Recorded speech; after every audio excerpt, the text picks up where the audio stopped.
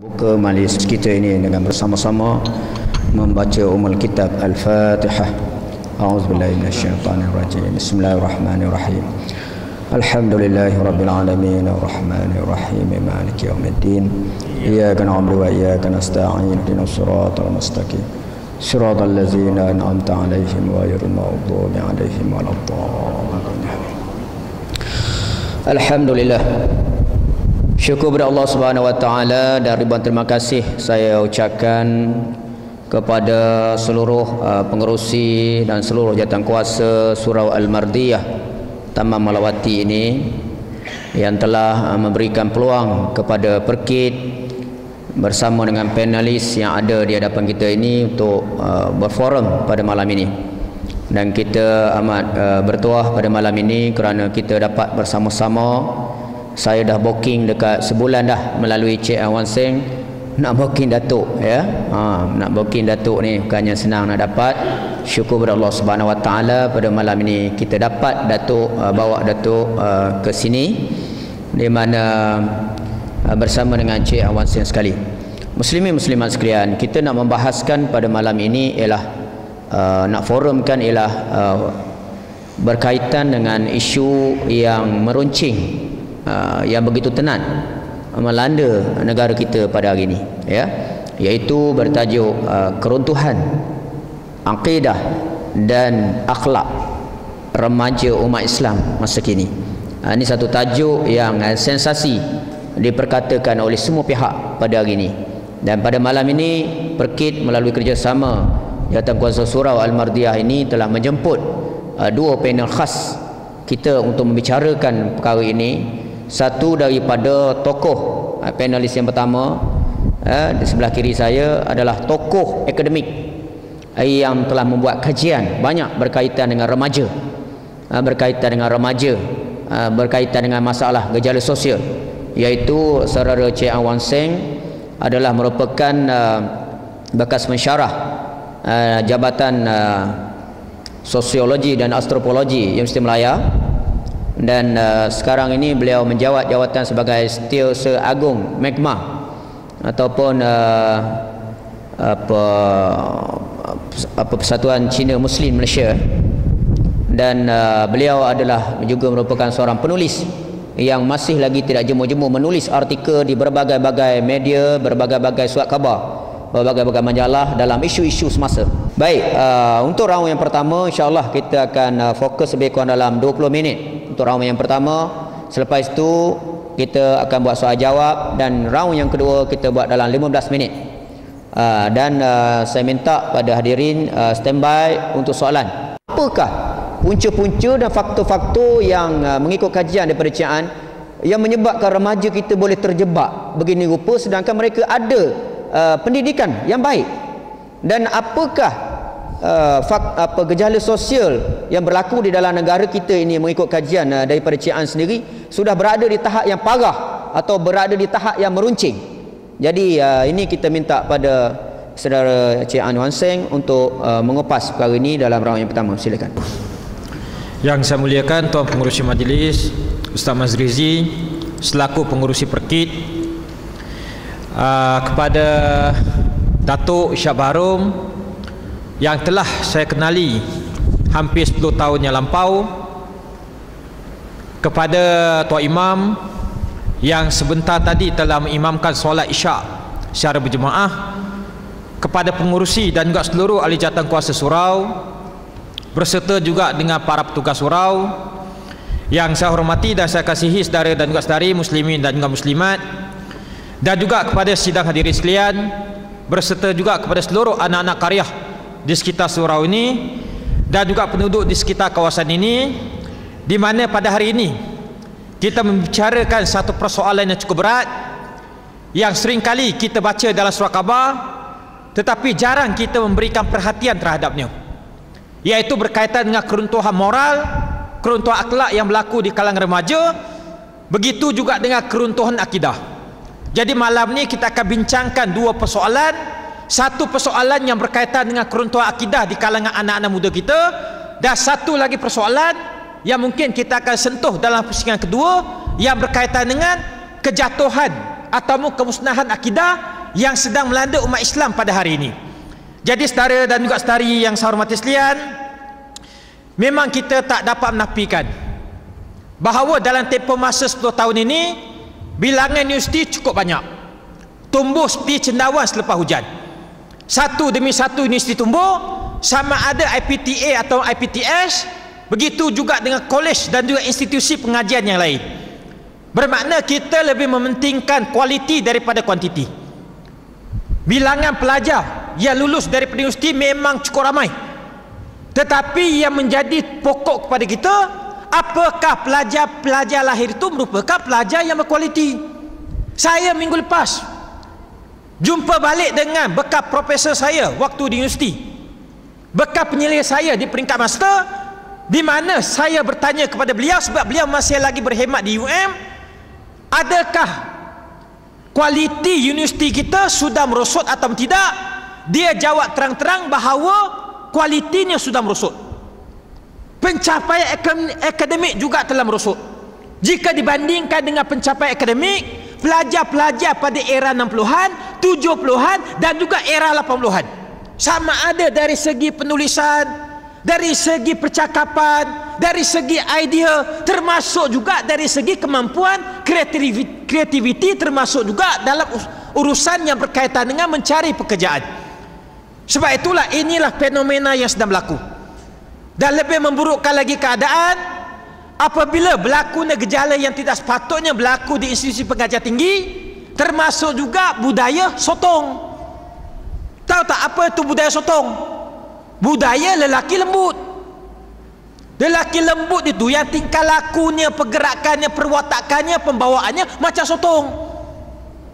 Lengang sana, lengang sini. Dan inilah yang sedang berlaku bukan saja ke atas pelajar, tapi juga ke atas pensyarah-pensyarah. Pensyarah pun boleh terima ataupun terkena tempiasan daripada budaya sotong. Waktu saya belajar di universiti itu, kita terkena dengan budaya merpati bak sejoli, berkepit-kepitan, berdua-duaan, kemana saja macam berlangkas. Jadi daripada budaya merpati bertukar menjadi budaya sotong. Dan kalau budaya sotong kita tak kawal, kita tak kontrol, mungkin budaya sotong lambat laun akan menjadi budaya harimau, iaitu sanggup terekam apa saja, berlaku secara ganas. Dan keganasan yang ditunjukkan oleh remaja pada hari ini, bibit-bibitnya sudah boleh kita lihat di peringkat sekolah lagi. Bukan saja sekolah menengah, bukan saja di peringkat kolej, malahan sudah wujud di kalangan budak-budak pelajar sekolah rendah yang melakukan perbuatan yang lebih teruk daripada apa yang telah kita saksikan sebentar tadi, iaitu berdasarkan pada apa yang dilaporkan dalam surat khabar. Belum lagi termasuk KK yang tidak dilaporkan, bahawa di dalam surat khabar pernah dilaporkan kepada kita bagaimana ada seorang murid darjah 1 ditikam mati oleh seorang pelajar yang berusia 12 tahun. Murid darjah 6 tikam mati murid darjah 1 hanya disebabkan murid tersebut tak bagi dia RM10. Dia nak ugut duit dia, tapi tak dapat, lalah dia pergi bunuh. Dan terdapat juga satu kes budak pelajar sekolah rendah bawa sebutir peluru pergi ke sekolah, dan kita tak tahu daripada mana dia dapat peluru tersebut. Sama ada bapaknya kerja polis, kerja askar, ataupun kerja perompak, itu kita tak pasti. Tapi yang pastinya peluru yang dia bawa itu bukannya kelongsong dia, bukannya peluru yang sudah kosong, tapi peluru yang masih lagi berisi, peluru yang masih lagi hidup. Dan terdapat juga satu kes bagaimana sudah ada di kalangan pelajar-pelajar kita, iaitu sanggup dan juga tergamak disebabkan marahkan guru dia. Guru dia marahkan dia waktu di sekolah, dia pergi bakar rumah guru dia. Kalau dulu tu zaman saya tu, paling teruk kita buat pada guru kita ialah kita pancetkan kereta dia, ataupun kita calahkan kereta dia. Dan paling teruk lah, kes yang paling teruk. Sebab saya dulu sekolah tu di Port Klang. Saya berasal daripada Klang, lahir di Klang, masih lagi duduk di Klang. Saya sekolah menengah di sekolah Dato' Hamzah. Dato' Hamzah ni memang sekolah Samsing. Sebutlah Selangor ni memang cukup terkenal. punya Samseng ni sekolah itu. Sebab di Panamaran tu, waktu zaman saya banyak kongsi gelap Cina. Guru pun takut dengan murid. Berlaku kes bunuh di sekolah tersebut, sampaikan murid dia tak boleh lagi nak diajar, dihantar polis untuk mengajar pelajar. Sampai ke peringkat tersebut. Sebab itulah saya tak heran dengan budaya Samseng. Sebab saya membesar dalam suasana Samseng, nama saya pun Anwan Seng, ada Seng juga. Cuma saya tak pernah Yam Seng. Yam Seng ni biasa ni orang Cina minum arak. Cuma satu aja yang saya bernasib baik, saya tak pernah minum arak. Saya tak pernah merasa arak. Pernahlah dulu waktu kecil-kecil, letak pada lidah rasanya pahit. Itu aja. Dan sejak itulah sampai hari ini memang saya tak pernah sentuh arak. Saya pun tak tahu macam mana rasa rokok. Sama ada rasa manis ke, pahit ke, masam ke, saya tak tahu. Dan tak teringin pun nak isap rokok. Begitu juga dengan berjudi. Saya memang tak berjudi. Sebab bapa saya dulu kuat berjudi. Dan saya tengok kesan buruk judi tersebut. Memang porak-peranda keluarga. Berlakunya masalah dalam rumah tangga. Sampai ke satu peringkat, sampai tak ada duit nak pergi berjudi, sehingga kan amari laci boleh dipecahkan, nak memenuhi keinginan untuk berjudi. Dan saya tengok peristiwa tersebut. Sebab itu saya bencikan judi sampai ke hari ini. Saya tak boleh berkompromi dengan orang yang berjudi. Termasuk juga main loteri. Loteri ni sebab dulu mak bapak saya ni ejen loteri haram. Jadi kalau nak sebut benda yang buruk ini, saya boleh sebutlah satu persatu. Sebab orang Cina ni apa benda yang dia tak buat? Semua benda dia buat. Macam juga pelacuran. Pelacuran itu, dia punya toke, dia punya bapa ayam dia biasanya orang Cina. Walaupun pelacur itu ayam Melayu. Bermakna orang Cina ni, dia terlibat dalam berbagai bentuk kegiatan yang bercanggah dengan undang-undang, yang bercanggah dengan agama, yang bercanggah dengan moral. Sebab orang Cina dari segi pegangan agamanya memang tidak kuat. Jadi kalau orang Cina melakukan perkara tersebut, kita tak heran. Tapi yang mengherankan kita, yang buatkan kita rasa pelik, yang banyak terlibat dengan gejala sosial, banyak terlibat dengan masalah jenayah, yang banyak terlibat dengan dadah dan juga sebagainya, adalah orang-orang Melayu Islam. Saya pun pelik, pasal apa orang Melayu boleh terlibat, padahal mereka beragam Islam. Islam ada aturan dia. Ada banyak benda yang Islam tak bagi mereka buat, pasal apa mereka pergi buat? Bermakna mesti ada something wrong dalam masyarakat kita, bukan saja dalam aspek yang berkaitan dengan pendidikan. Sebab pendidikan kita pada hari ini gagal membangunkan pelajar-pelajar yang seimbang dari segi rohani dan juga jasmani, yang mempunyai keseimbangan dari segi emosi dan juga mental. Dan bila benda-benda itu tak simbang, maka akhirnya lahirlah remaja-remaja yang dia punya cara hidupnya lebih kurang 3 suku, iaitu pegangan agamanya suku, semuanya tak lengkap. Akhirnya mereka mudah terpengaruh, dipengaruhi dan juga mudah dijebakkan dengan pelbagai gejala yang tidak sepatutnya dilakukan oleh mereka ini. Jadi saudara dan juga saudari yang saya hormati sekalian, berlaku juga satu kes dekat dengan satu sekolah di Panamaran itu, dekat dengan rumah saya di Taman Seri Andalas. Sekolah rendah 2-3 tahun lepas disiarkan dalam surat khabar bagaimana ada seorang pelajar lelaki, dia boleh buat bom, bawa pula bom pergi ke sekolah, letakkan bom itu di sekolah. Dan bila orang siasat dia, rupa-rupanya dia belajar buat bom itu daripada internet. Dalam internet apa benda yang tak ada? Nak bunuh orang, cara-cara nak bunuh orang pun ada dalam internet. Sama ada kita rajin atau tak rajin, cek dalam internet saja. Begitu juga dengan mencuri, merompak, melacur. Tu salah kita cakap tentang usul-usul lucah, lagi teruk dalam internet. Jadi saudara dan juga saudari yang saya hormati sekalian, jadi selain daripada sistem pendidikan, kita yang lebih menjuruskan ke arah melahirkan golongan pelajar yang ramai, yang kuantitinya ramai tapi yang tidak berkualiti, maka inilah menjadi salah satu punca kepada masalah keruntuhan moral. Dan satu lagi adalah persekitaran kita. Macam mana anak-anak muda kita ini tak rosak? Kita tengoklah persekitaran kita. Bermakna kita menyediakan prasarana untuk orang melakukan kemaksiatan. Banyak daripada masalah yang berkaitan dengan maksiat, banyak masalah yang berkaitan dengan zina, yang berkaitan dengan seks bebas, berkaitan dengan pil hayal, berkaitan dengan ekstasi, yang berkaitan dengan dada, semuanya dilakukan dalam pusat hiburan, disko. Kalau tak ada disko itu, macam mana mereka nak mengedar ekstasi? Ekstasi itu hanya digunakan pakai dalam disko. Pernah tak orang bersolat gunakan ekstasi? Ekstasi di masjid tak laku. Pasal apa ekstasi dalam masjid tak laku? Sebab ekstasi ini hanya dimakan oleh orang, dan bila dia makan pil ekstasi itu mesti ada muzik.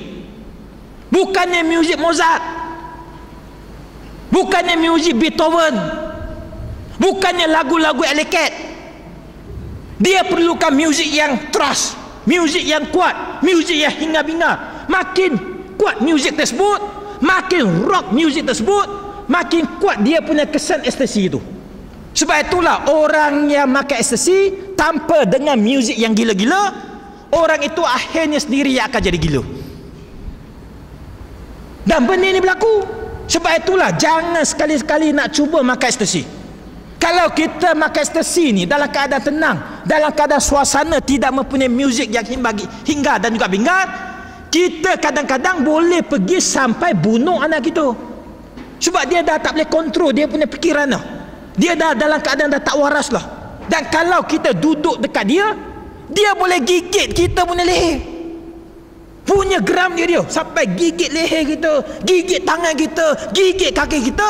Apa yang dia nak lakukan ialah mencederakan kita. Itulah orang yang makan pil ekstasi. Dah harganya mahal. Paling murah RM50, itu dia punya power kurang, grade ni rendah. Biasanya di antara 100 hingga RM150. Satu biji pil ekstasi.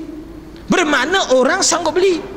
Dan hanya boleh didapati di dalam disko, di dalam pusat-pusat hiburan, dan di dalam karaoke. Sememangnya untuk orang yang tak pernah okey. Jadi saudara dan juga saudari yang saya hormati sekalian, begitu juga dengan dadah. Dadah pun mudah didapati dalam disko-disko. Jadi inilah pusat, inilah sarang, inilah ibu kepada kemaksiatan yang wujud dalam persekitaran kita. Macam mana kita nak melahirkan satu masyarakat yang baik?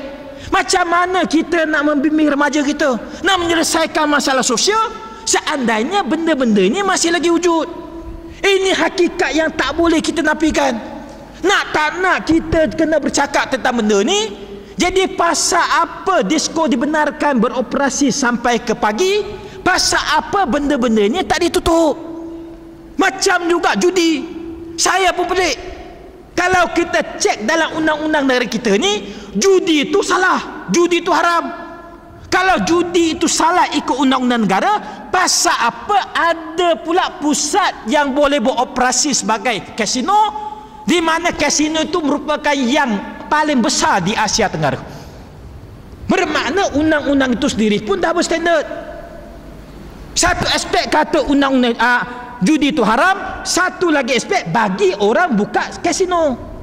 Jadi saudara dan juga saudari yang saya hormati sekalian, nak cakap pasal persekitaran ini, betapa kuatnya pengaruh dia ke atas pembentukan pribadi, pembentukan akhlak kita.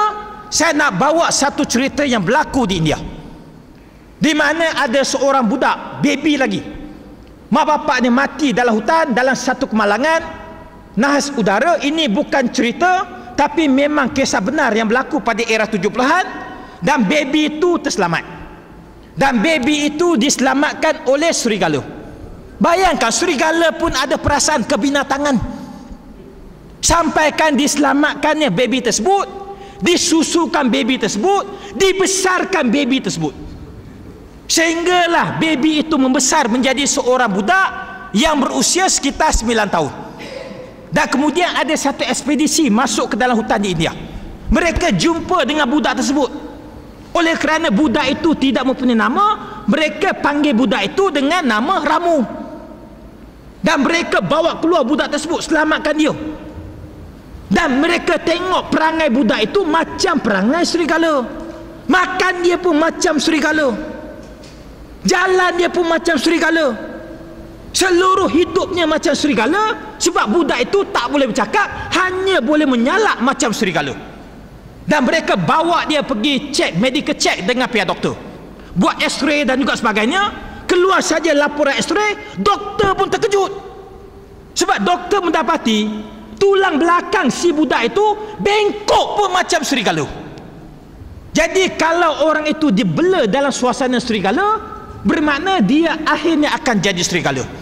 Dan kalau orang itu dibesarkan dalam suasana masyarakat beruk, maka perangainya akan jadi macam Tarzan. Dan kalau orang itu lahirkan dalam masyarakat harimau, perangai pun macam harimau. Macam juga persekitaran kita ni. Sebab itulah kalau sekitar kita ni penuh dengan pusat-pusat maksiat, jadi macam mana orang tak terdorong kepada kemaksiatan. Sebab itulah dalam Islam ni diminta kita jangan menghampiri zina. Bukan jangan melakukan zina, jangan hampir kepada zina. Bermakna jangan hampir pada tempat-tempat yang membolehkan kita melakukan perzinaan. Sekuat mana orang itu pun, kalau tiap-tiap hari dikepit oleh perempuan, boleh cair dia punya iman. Tiap-tiap hari tengok perempuan, boleh meleleh air liur-liur. Tengok pula bukan saja perempuan yang lawa, perempuan yang pakai dalam keadaan seksi, dalam keadaan separuh telanjang bulat, lama-lama pun akan terangsang dia punya nafsu. Sebab itulah dalam Islam dah disebutlah dan diajar pada kita dan dipesan pada kita bahawa nafsu itu sangat mengajak kepada kejahatan. Sebab itu jangan disuburkan nafsu itu. Kalau boleh kita didik nafsu tersebut, kita kawal nafsu tersebut, kita kontrol nafsu tersebut. Bukannya buang nafsu itu, kita tak boleh buang nafsu. Fitrah manusia ini sukakan hiburan. Tadi ada disebut dalam VCD tadi, Ridwanti sebut bahawa hiburan itu sebenarnya tak salah. Yang salahnya kita, sebab kita ni jadikan hiburan itu sebagai tempat untuk kita melampiaskan hawa nafsu kita. Berhibur dalam Islam ni hukumnya makruh. Tapi hiburan itu jangan sampai melalaikan kita, jangan sampai menyebabkan kita tak solat, jangan sampai menyebabkan kita melakukan kemaksiatan, dan juga jangan sampai kita melakukan benda-benda yang bertentangan dengan ajaran Islam.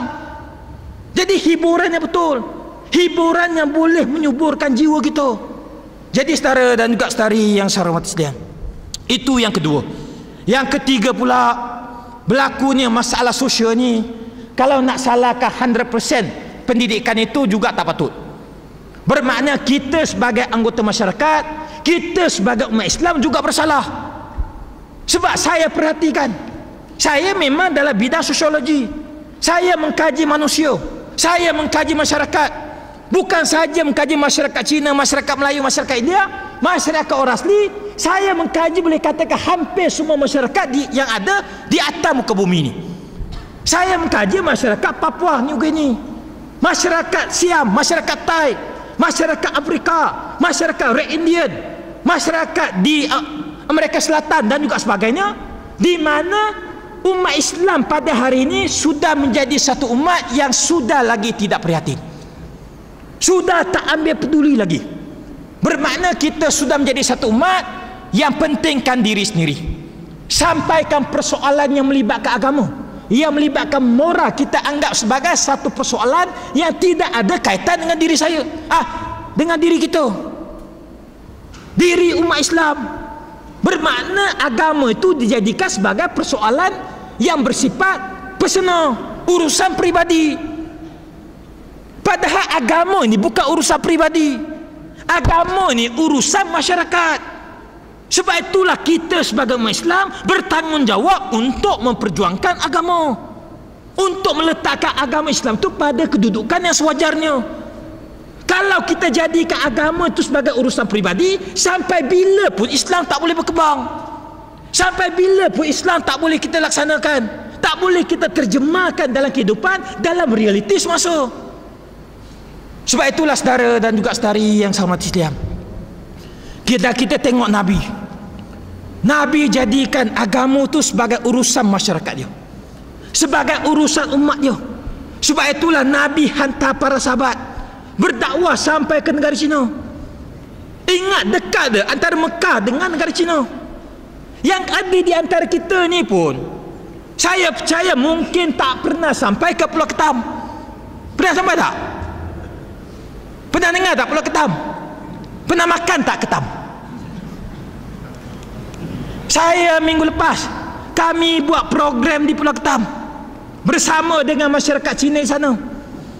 Pulau Ketam itu contoh yang paling klasik. Klasik itu dari segi orang yang keluar daripada Islam.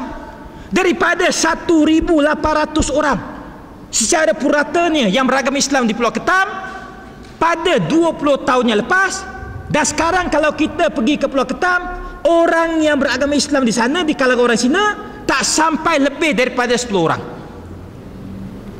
Bermakna lebih daripada 99% umat Islam di sana sudah bertindak keluar daripada agama Islam. Dan perkara ini merupakan suatu yang tidak sepatutnya berlaku, suatu yang cukup malang. Benda ini berlaku sebab kita tak pedulikan nasib umat Islam yang lain. Kita Islamkan orang Cina, tapi kita tak bimbing dia. Kita buat balai Islam, tapi kita tak sediakan tok imam. Kalau kita tak sediakan ustaz, macam mana nak ajar mereka bersolat? Takkan lepas mengucap 2 kalimah syahadat dah pandai bersolat. Benda itu mustahil. Nak bersolat kita kena belajar. Sebab itulah wajib untuk kita belajar bersolat kalau kita tak tahu bersolat, walaupun solat itu wajib. Jadi saudara dan juga saudari yang saya hormati sekalian, yang kedua pula, kita Islamkan orang Cina di Pulau Ketam, tapi kita tak buat follow up. Kita biarkan begitu saja. Sebab kita sudah tak peduli. Urusan kamu, urusan kamu. Urusan aku, urusan aku. Selagi mana umat Islam mempunyai sikap yang sedemikian, selagi itulah masalah sosial akan berlaku. Kita biarkan anak-anak kita hanyut, kita biarkan anak-anak remaja kita terrosak, dirosakkan oleh keadaan tanpa berbuat apa-apa. Sebab itulah nanti kita akan dipertanggungjawabkan. Kita akan disoal dan kita akan diminta untuk menjawab segala apa yang kita lakukan di atas muka bumi ini. Jadi saudara dan juga saudari yang saya hormati sekalian, sebab itulah kita tidak mempunyai pilihan, melainkan setiap daripada umat Islam kena berperanan. Kalau kita tidak berperanan, kalau kita tidak mengubah sikap kita yang bersikap individualistik, yang bersikap materialistik, yang bersikap pentingkan diri sendiri, tak mau lagi membangunkan masyarakat kita, tak mau lagi bagi sumbangan pada agama, maka tunggulah kerosakan yang lebih besar yang akan berlaku pada anak-anak kita di masa yang akan datang, yang kesannya sudah dapat kita lihat pada hari ini. Jadi saudara dan juga saudari yang saya hormati sekalian, dan kerana itulah banyak kajian yang telah dibuat berkaitan dengan keruntuhan moral. Kajian yang paling mengejutkan dibuat oleh seorang pensyarah daripada UM, dan ini kajian yang terbaru menunjukkan betapa remaja-remaja perempuan pada hari ini sudah kehilangan darah dia semasa berusia 13 tahun. 13 tahun sudah hilang darah, sudah hilang kesucian, sudah melakukan seks bebas. Kajian 10 tahun yang lepas menunjukkan anak-anak gadis kita ni hilang darah ketika berumur 16 tahun. Lepas 10 tahun sekarang ni sudah naik jadi 13 tahun, sudah tak suci lagi. Dah tunggulah 10 tahun akan datang. Entah-entah belum akhir balik, sudah hilang kesucian dia. Saudara dan juga saudari yang saya hormati sekalian, kajian ini tidak berbohong. Kajian ini merupakan satu fakta, ini merupakan satu kajian akademik yang boleh kita pertanggungjawabkan, satu kajian yang ada sandaran dan juga ada buktinya.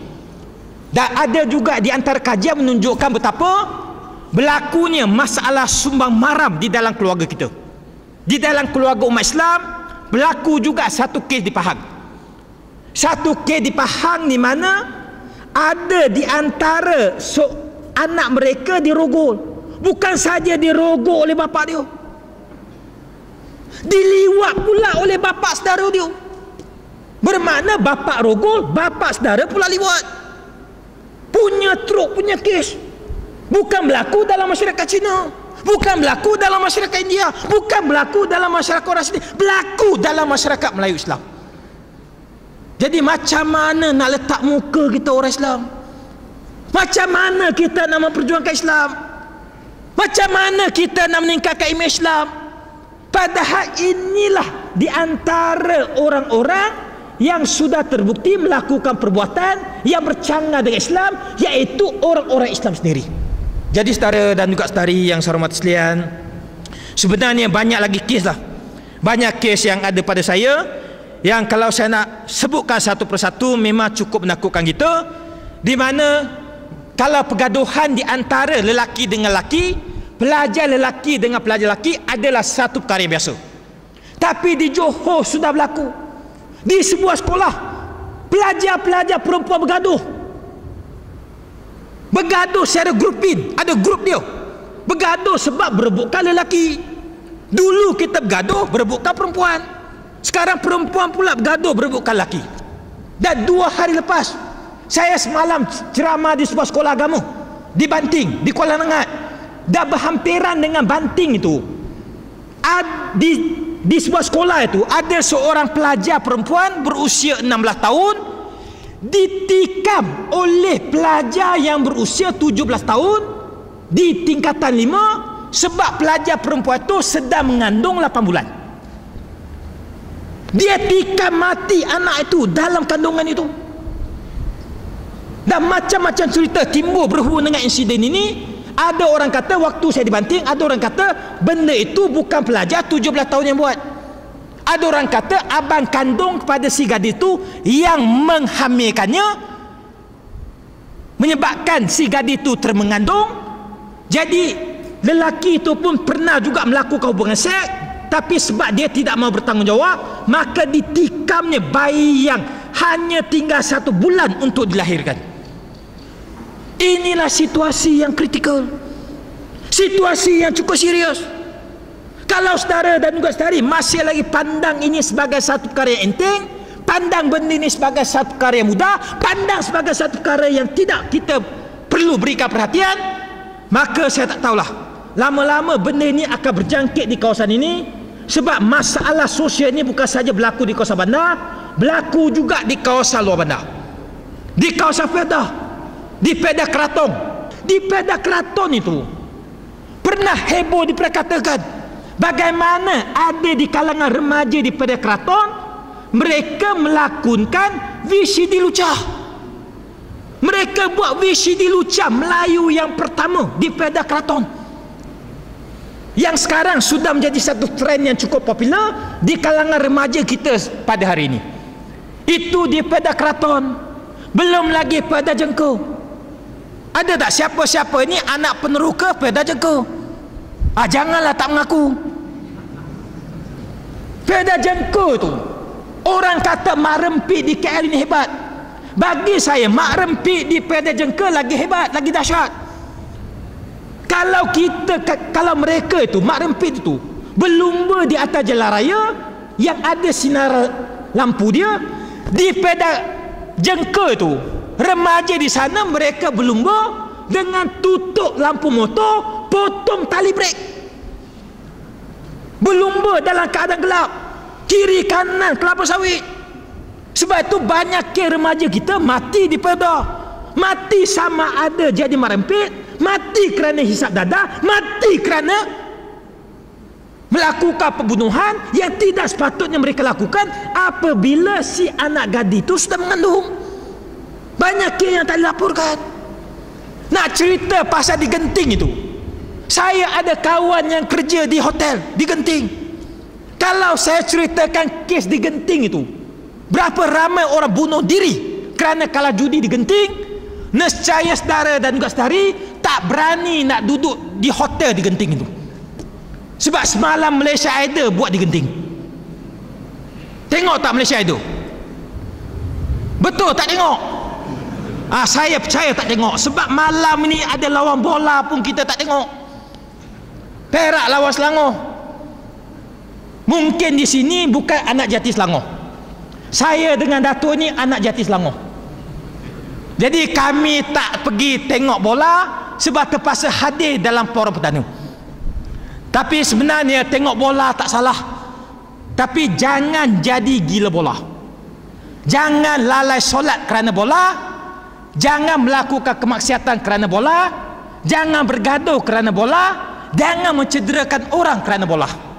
Jadi tengok bola sekadar tengok tak jadi masalah, tapi di Genting itu banyak masalah. Saya sebenarnya tak mau cerita sangat apa yang berlaku di Genting.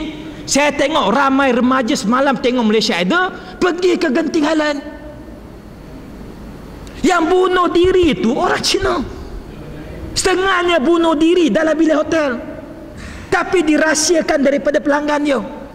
Sebab itulah macam-macam bunyi yang kadang-kadang mereka dengar waktu duduk di hotel. Ada juga pekerja hotel di Genting jumpa dengan benda yang tak sepatutnya dia jumpa. Ada yang jumpa di atas jalan raya. Sebab itulah benda itu jangan main. Jadi saudara dan juga saudari yang saya hormati sekalian, banyak lagi lah. Dan saya telah pun diberikan isyarat bahawa masa yang diberikan kepada saya sudah tamat. Tapi sekadar inilah gambaran secara umum apa yang sedang berlaku dalam masyarakat kita, apa yang sedang terjadi khususnya ke atas anak-anak remaja kita dari segi keruntuhan akhlak dia. Dan kalau ada masa lagi saya akan cerita sedikit dari segi keruntuhan akidah pula. Sekian, Assalamualaikum warahmatullahi wabarakatuh. Itulah tadi tuan-tuan, tunjuk kuasa je lebih, ya, bukan nak buat kerja yang lebih, ya. Kemudiannya hal ibu bapa hari ni pun tak boleh didik anak, institusi pendidikan, cikgu-cikgu pensyarah tak boleh nak kawal gejala-gejala yang teruk. Ini adalah seolah-olah merupakan bala, bencana zaman moden. Dan kalau kita tengok tadi baru kita tengok tsunami pun merupakan bencana. Jadi saya nak minta kepada yang bagi Datuk supaya dapat kaitkan gejala keruntuhan kepada masalah akhlak dan akidah remaja pada hari ini dengan masalah adakah ini merupakan musibah dan bencana yang Allah Ta'ala turunkan kepada kita di akhir zaman ini. Dengan segala hormat sila tu. Alhamdulillahirabbil alamin wal aqibatu lil muttaqin wala udwana illa 'alaz zalimin. Wassalatu wassalamu ala rasulil amin wa ala alihi wa sahbihi ajma'in. Yang mulia saudara pengurusi majlis, yang mulia sahabat saya ahli panel yang pertama,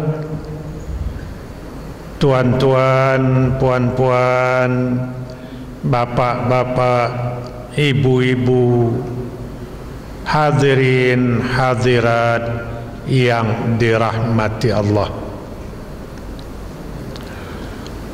Pertama sekali saya memanjatkan setinggi-tinggi kesyukuran kehadrat Allah Subhanahu wa taala kerana dengan limpah kurnianya, dengan izinnya, dengan kehendaknya saya dapat bersama-sama di dalam majlis forum yang sangat penting pada hari ini, iaitu kita bercakap mengenai tajuk keruntuhan akidah dan keruntuhan akhlak atau moral.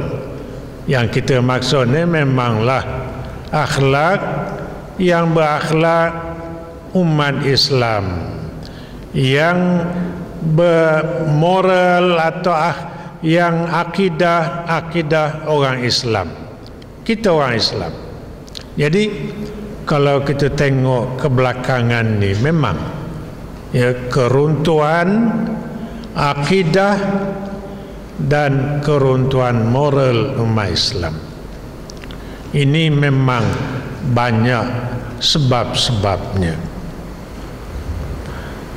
Di antaranya dan yang paling penting sekali iaitu umat Islam hari ini keadaan suasana yang kita tidak lagi mengambil berat dengan Islam itu sendiri. Itu dia pun, itu puncanya. Tuhan turunkan Islam cara hidup yang menjamin keselamatan manusia dunia akhirat.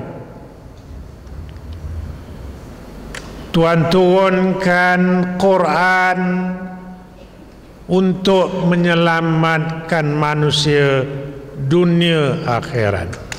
Quran merupakan syifa, penyembuh yang boleh menyembuhkan manusia rohani dan jasmani manusia. Tapi hari ini Islam tu yang saya selalu kata bila saya pergi, ya, saya sekarang ni penceramah bebas ke sana kemari, sana semai.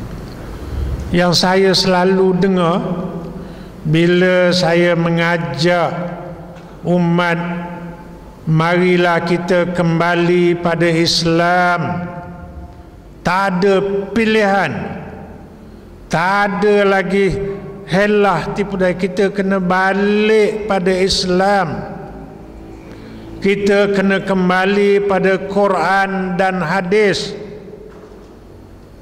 Tapi terdengar yang orang yang mendengar ni bercakap-cakap, saya tak dengar. Saya tanya, apa yang saya sedang ajak kembali pada Islam tadi? Ada kumpulan tu, remaja itu dan orang tu kata bercakap begitu. Apa dia kata?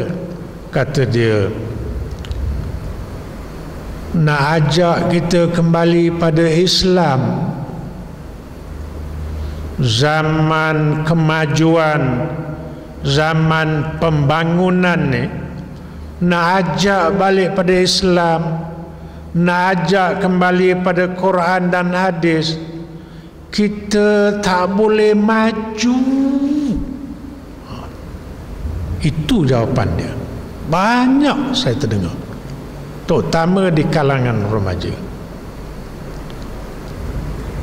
Remaja, kadang-kadang antara remaja tu remaja yang kita kata berpelajaran, ahli yang belajar, kata ahli panel pertama tadi tentang kemajuan, tentang pelajaran memang meningkat hari ini, ya, tapi kualitinya, terutama daripada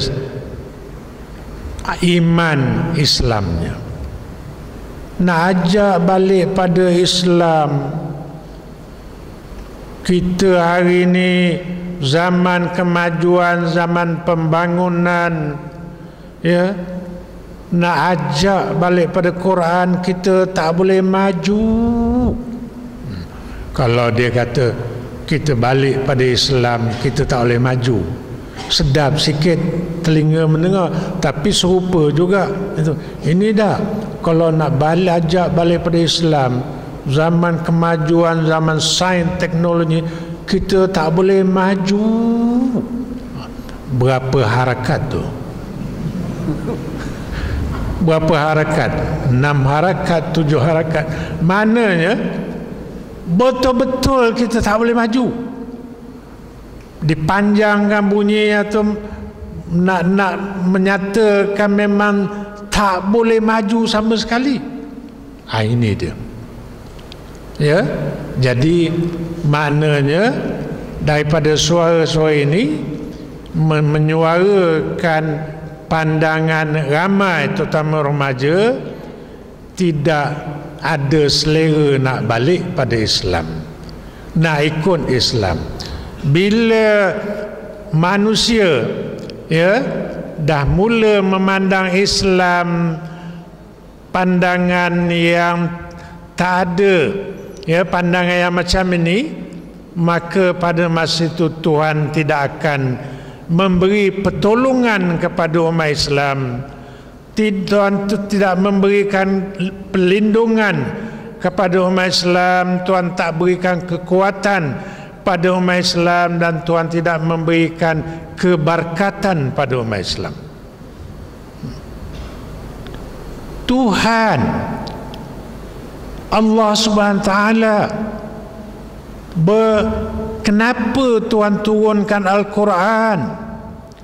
Kenapa Tuhan turunkan Al-Islam yang merupakan innad dina indallah Al-Islam, agama di sisi Allah, agama Islam. Agama ni apa? Din, agama, satu cara hidup yang Tuhan memang turunkan supaya manusia ikut, manusia menghayatinya, mengamalkannya, supaya mereka dapat jaminan Tuhan, mereka dapat hidup aman, bahagia, tenteram hidup di dunia ini. Sebab itu ayat-ayat Quran yang menerangkan kalau kita ikut Islam, ya, memang Tuhan kata dalam Quran ada satu ayat, la tahinu wa la tahzanu wa antumul a'launa, kata Tuhan. La tahinu, kamu umat Islam jangan terasa terhina, wala tahzanu, kamu jangan duka cita, jangan susah hati, wa antumul a'launa, kamu umat Islam umat yang tinggi, tak ada umat yang mengatasi umat Islam.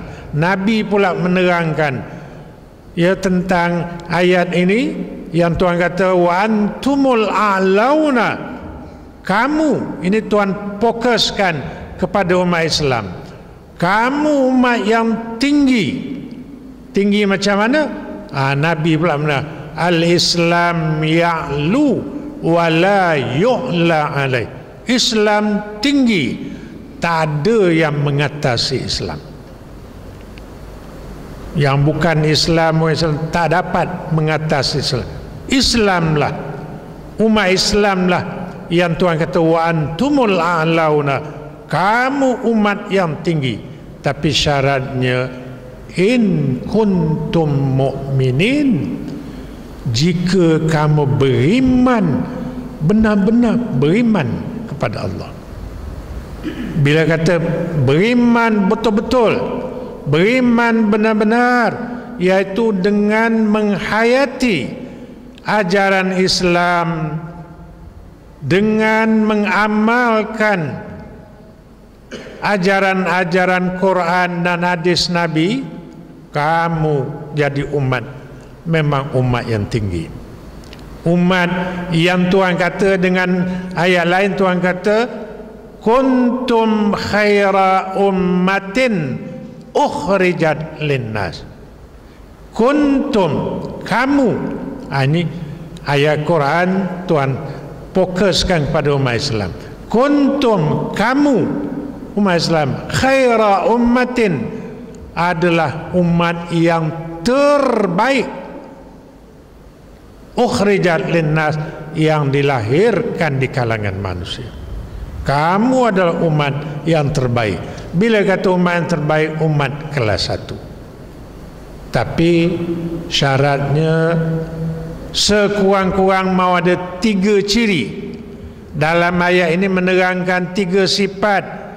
Kalau kamu nak jadi umat yang khaira ummah, umat yang terbaik, ya, bila kata terbaik itu tak adalah runtuh akhlak, moral, tak ada, bahkan jadi orang yang manusia yang bermoral, manusia yang tinggi akidahnya, tak ada runtuh.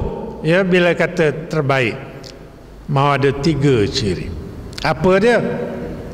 Tuhan kata kuntum khaira ummatin ukhrijat linnas ta'muruna bil ma'ruf, kerana kamu umat Islam umat yang sentiasa mengajak, sentiasa menyuruh orang buat baik. Apa ciri-ciri kebaikan? Tak ada yang tersia-sia, terabai, tertinggal. Ajak orang buat baik, ajak orang semayang berjemaah, ajak orang menuntut ilmu, ajak orang bersatu padu, ajak orang hormat menghormati antara satu dan lain, ajak orang tolong menolong. Dan apa saja sifat-sifat yang baik, sifat-sifat yang mulia, ya, umat Islam hendaklah ajak, suruh orang buat baik. Memang kalau ini, ya, jadi budaya umat Islam, budaya tiap-tiap umat Islam, ajak orang buat baik, apa saja kebaikan, memang hebat umat Islam. Di samping itu, yang kedua kata Tuhan, watan hauna anil munkar, dan kamu umat Islam ada umat yang sentiasa mencegah kemungkaran. Perkara apa? Perkara mungkar, maksiat, perkara yang tak baik, perkara yang berdosa, cegah, jangan dibiarkan berlaku, ya. Jangan cegah perkara-perkara maksiat. Dua, kerana kalau dibiarkan perkara maksiat, perkara kemungkaran berlaku, ya, maka itulah yang mencemarkan Islam, itulah yang meruntuhkan, yang akan jadi runtuh moral, akhlak kita runtuh, segala-galanya akan runtuh. Jadi cegah kemungkaran. Yang ketiga, wa tu'minuna billah, hendaklah kamu umat Islam jadi umat yang beriman betul-betul dengan Allah Subhanahu wa taala. Apa segala perintah Tuhan kena buat, apa yang Tuhan larang kena jauhkan. Bila kata beriman, jadi sifat ini mau jadi budaya umat Islam. Amrun bil ma'ruf, nahyun 'anil munkar, al-iman billah. Suruh orang buat baik, larang orang buat maksiat mungkar, beriman betul-betul dengan Allah. Kalau ada tiga ciri ini kekal pada umat Islam, kita memang jadi khaira ummah, yang mengaku ni yang mendaut Tuhan, ya. Hari ini kita tak hayati Quran, kita tak hayati Islam, ya. Ini salah kita. Kita bersusah payah, beria, nak pada namanya saja, nak nama, ya, supaya orang sanjung puji, tapi pada hakikatnya kita tidak benar-benar nak melaksanakan Islam. Salah satu benda yang menjadikan perkara-perkara yang keruntuhan, segala-gala, bukan moral runtuh, ya, akidah runtuh, segala runtuh, iaitu bila kita tak ikut cakap Tuhan. Mengikut cakap Tuhan berarti kita menolong Tuhan.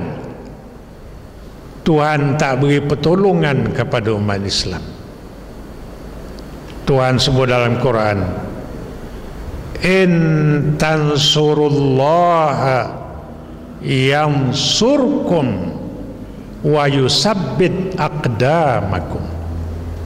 In tansurullah, kalau kamu umat Islam, orang beriman, tolong Tuhan, yansurkum, pasti akan Tuhan tolong kamu, wa yusabbit aqdamakum, dan Tuhan tegapkan, tetapkan kedudukan kamu, pendirian kamu. Janji Tuhan. Ya. Hari ini kita tak tolong Tuhan. Macam mana nak tolong Tuhan? Tolong apa yang Tuhan perintah, apa yang Tuhan suruh, kena buat. Apa yang Tuhan larang, jauhkan. Yang satu nampak sangat, ya, saya dengan ada seorang kawan saya berbincang dengan dia. Tuhan tak tolong kita hari ini pasal kita tak tolong Tuhan. Kita tak tolong Tuhan, kita tak menghayati Quran, kita tak amalkan Quran. Kawan saya tu, dia kata kita dah ikut Quran hari ini. Ya, negara kita dah ikut Quran, dah menghayati Quran. Bohong. Awak cakap bohong. Mana ada negara kita menghayati Quran? Saya kata, Datuk jangan cakap macam tu. Negara kita, negara Malaysia, negara contoh, kita dah ikut Quran. Siapa kata? Dia, ulama kata. Ni cerita dengan kawan saya. Dia datuk juga. Dia, ulama mana? Ulama dalam TV. Saya usik dia. Tengok betul ulama ke mamak ke yang cakap tu, tengok betul-betul. Usik dia. Marah dia. Tak apalah, ulama lah. Datuk boleh buktikan kita tak ikut Quran? Boleh. Saya kata, mana dia Datuk? Saya bukakan Quran. Buka. Tengok ni, salah satu ni. Dia bermati-mati dah ikut Quran, dah hayati Quran. Saya kata tidak. Ni pembohong, saya kata. Saya buka ayat Quran tu. Ni ayat ni.